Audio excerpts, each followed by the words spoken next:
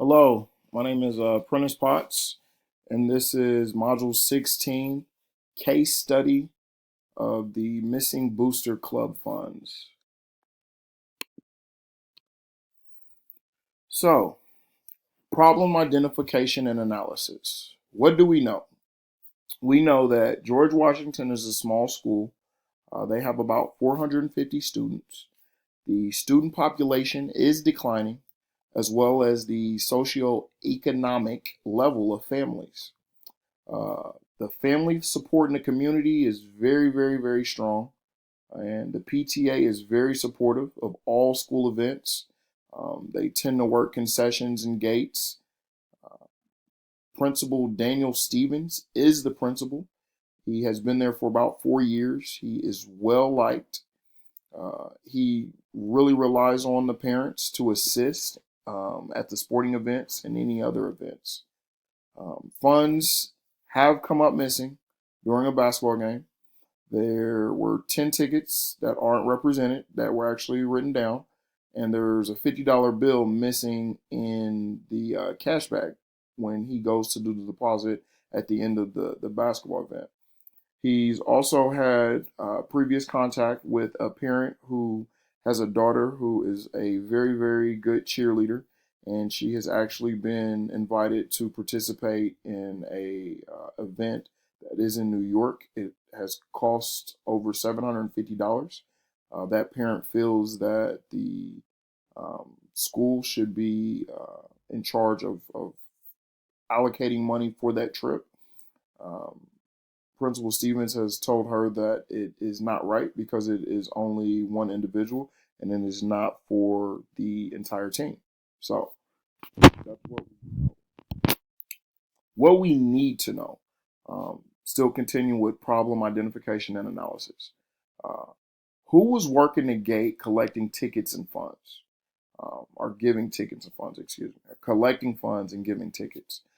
Why isn't there another member of the staff helping Dr. Stevens supervise the event?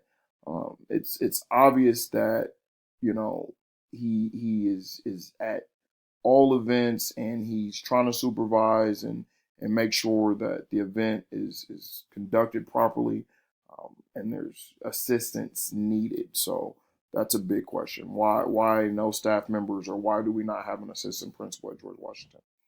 Um, what are the normal procedures for depositing funds set by the school or the district?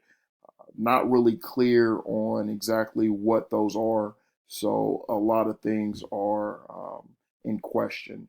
There's the incident at the end where he is walking with the security guard and he counts the funds and does everything it seems that he's supposed to do. But why is there no responsibility or accountability for the person that has collected the funds and issued the tickets? And last but not least, why are the volunteers not required, like I said, to count the funds and collect and do that in front of the supervisor? You could do pair counts, you could do anything of the such, but I think somehow that they have to have some form of accountability after they've collected the funds to count them as well. So, proposed plan of action. Step one.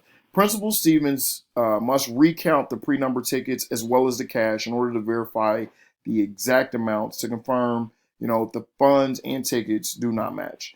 This will ensure that the funds are missing, and not that he miscounted or anything of the such. By doing this, he's able to verify the exact funds, which will give him a little bit more evidence, a little bit more ground to stand on, preparing for the next step.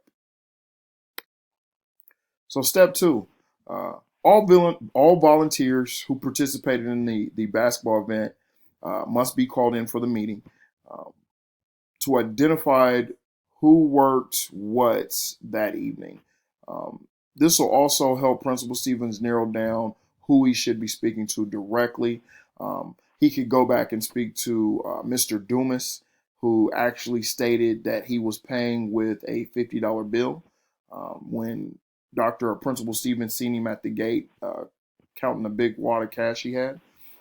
And also by doing this, in a group meeting, in a group setting, doesn't single out one person and make somebody feel or force somebody to feel as if they're being accused of theft.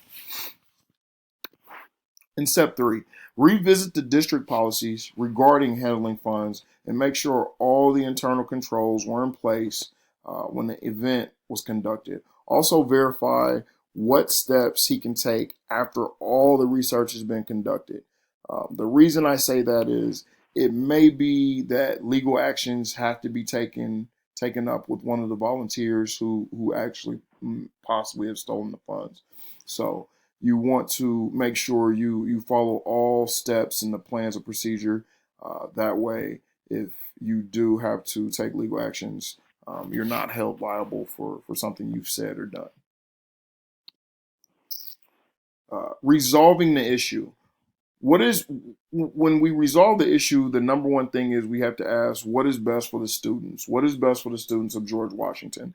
Um, you know, I think number one, he has to continue to keep an open mind and do not point the finger. Uh, it could have been honestly misplaced, which is an honest mistake, and I don't think you want to cause a big ruckus if that's the case. Second, remain or continue to have positive relationships with the community. I think that was one of the biggest highlights reading the case is um, he has such a good relationship with the community that they're willing to come in and volunteer. They're willing to help with activities. They're willing to do the extra things for the benefit of the school and to help their kids and others' kids. So when you have parents in a community that are willing to stand behind their school, it makes that school that much stronger and the learning environment that much better. Um, Third, I think there should be an amnesty box. I think he should do this to allow, if the money has been stolen, allow that person to come confess and put that into that amnesty box without any repercussions.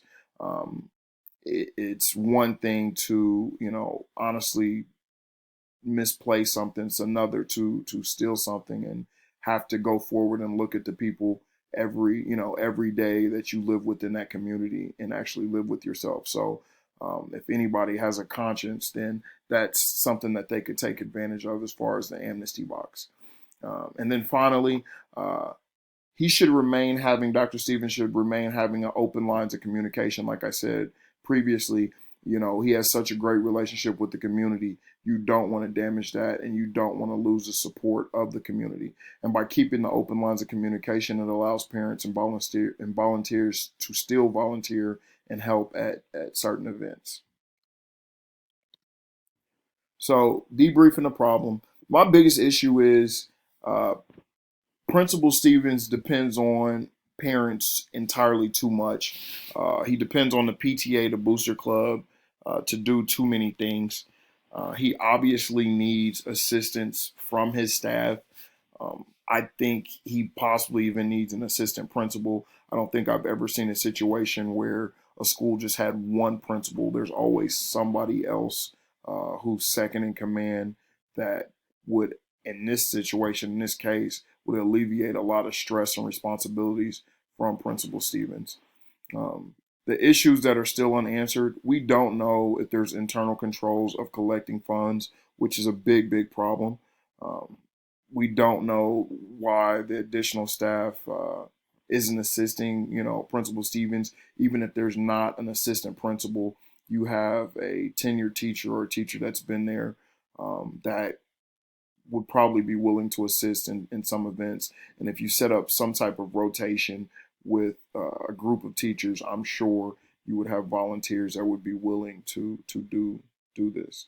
Um, and finally, the events that are going on within the school, whether it be football games, basketball games, the extra curricular activity events, those are not PTA sponsored events. So PTA or Booster Club um, shouldn't really they really shouldn't have as much input or access to those events as they've had over his time at George Washington.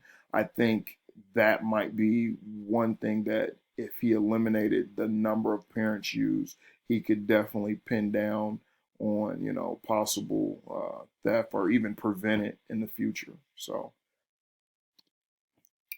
reflecting on the standard first by reevaluating the situation and counting the pre-numbered tickets and the collected funds in order to determine if the deposit is accurate. I'm demonstrating effective management skills, which goes a long way as far as helping the students because the money is put in the right place and is allocated correctly.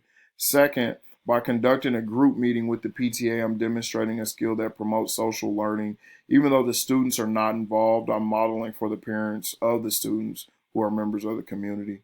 And finally, by implementing internal controls to the collecting of funds, I'm demonstrating the ability to allow for academic learning to continue without setbacks.